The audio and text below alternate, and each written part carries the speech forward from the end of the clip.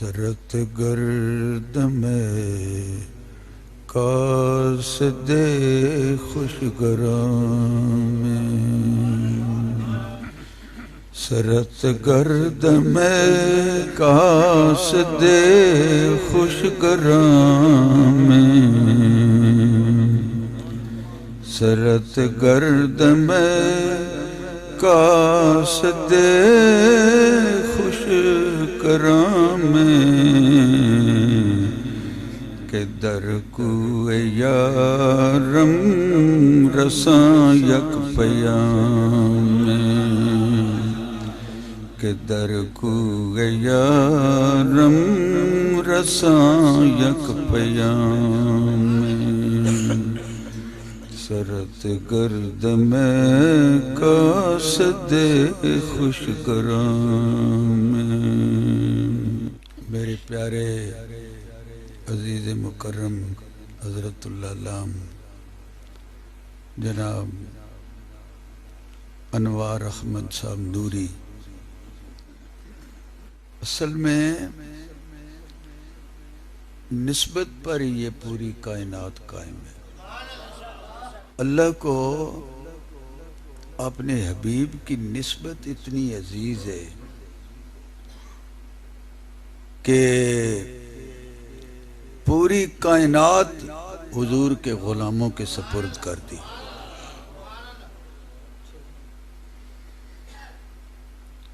تو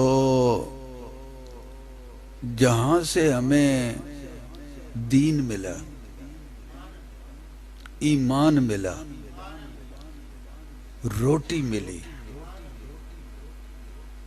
تیرے ٹکڑوں پہ پلے غیر کی ٹھوکر پہ نہ جا، جھڑکیاں کھائیں کہاں چھوڑ کے صدقہ تیرا، حد ہو گئی۔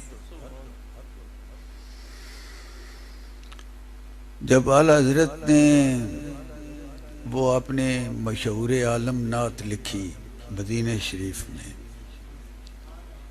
جب حاضر ہوئے تو سرکار کی زیارت نہیں ہو رہی تھی۔ تڑپ کر یہ الفاظ زبان سے نکلے کہ احمد رضا گھبرا نہیں، وہ سوئے لالہ زار پھرتے ہیں، تیرے دن اے بہار پھرتے ہیں، وہ سوئے لالہ زار پھرتے ہیں۔ کاش ان عزیزان گرامی نعت خوان بڑے خوش نصیب لوگ ہیں، حضرت حسان کی سنت کو زندہ کرتے ہیں۔ وہ سوئے لالہ زار پھرتے ہیں، تیرے دن اے بہار پھرتے ہیں۔ تو آخر میں کوئی کیوں پوچھے تیری بات رضا، انہوں نے تو جو کہا تھا کہ تجھ سے کتے ہزار پھرتے ہیں، کوئی کہتا ہے تجھ سے کتے ہزار پھرتے ہیں، کتے کتنے، کوئی کہتا ہے تجھ سے شیدا ہزار پھرتے ہیں، لیکن صاحب محبت اور صاحب نظر کے دل، دماغ، اس کے جگر اور اس کے باطن اور اس کے منہ سے جو شعر نکلتا ہے، خدا کی رحمت اس لفظ میں پابند ہوتی ہے۔ تو پردہ اٹھ گیا، حضور سامنے آ گئے۔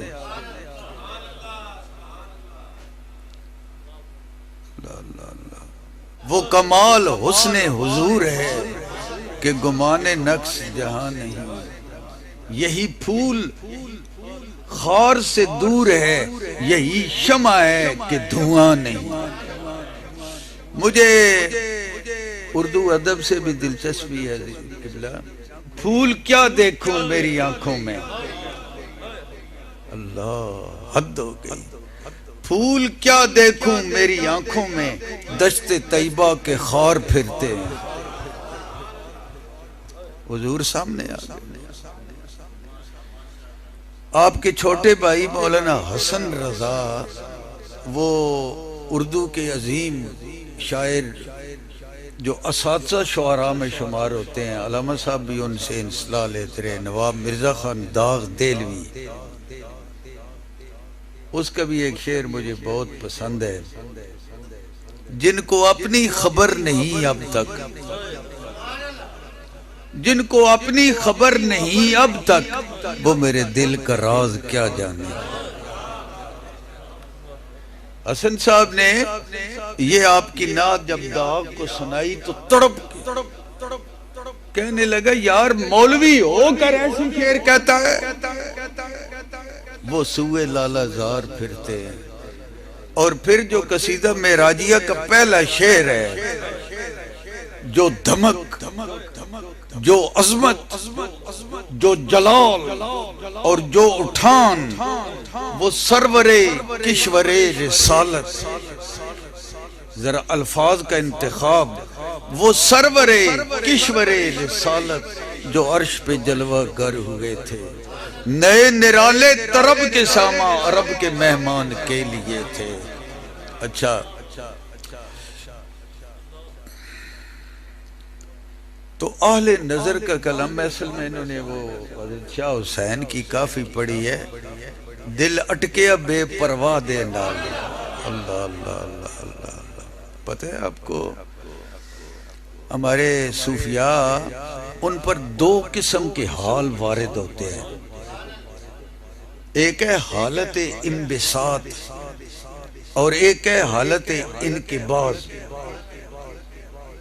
حالت انبساط خوشی، جب خدا کے حسن کے جلوے سامنے آتے ہیں، اس وقت کی جو شاعری اور جو کلام ہوتا ہے اس کی کیفیت اور ہے۔ رانجڑ مائی میں کارن نتخت ہزاروں آوے، اور جب حالت انقباض، وہ دل اٹکیا بے پرواہ دے نال، اللہ الصمد، الصمد بھی اس کی صفت ہے، کبھی جھلکی دکھا کر پھر پردے میں ہو جاتے ہیں۔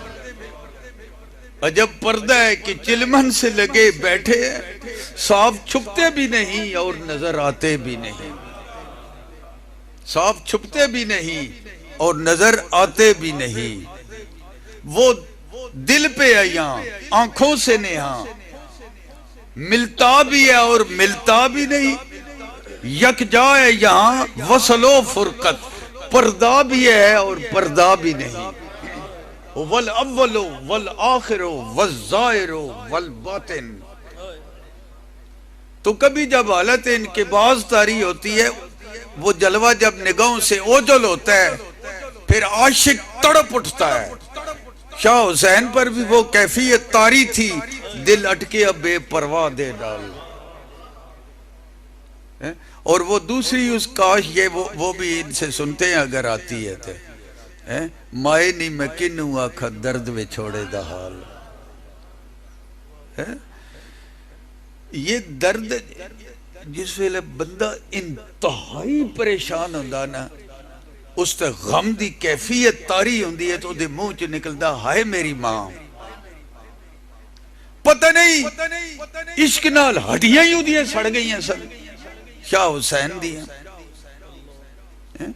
تو کس درد وچے، کس کرب وچے، کس فراق وچے، کس محبت اور عشق دی اگ وچ جل کے او دے منہ چو نکلیا مائے نہیں میں کنوں آکھن درج وچ چھوڑے دا حال۔ کئی فقیر حسین نے مانا۔ میں بات کر رہا تھا نسبت کی، نسبت ہی پر یہ پوری کائنات کا نظام قائم ہے۔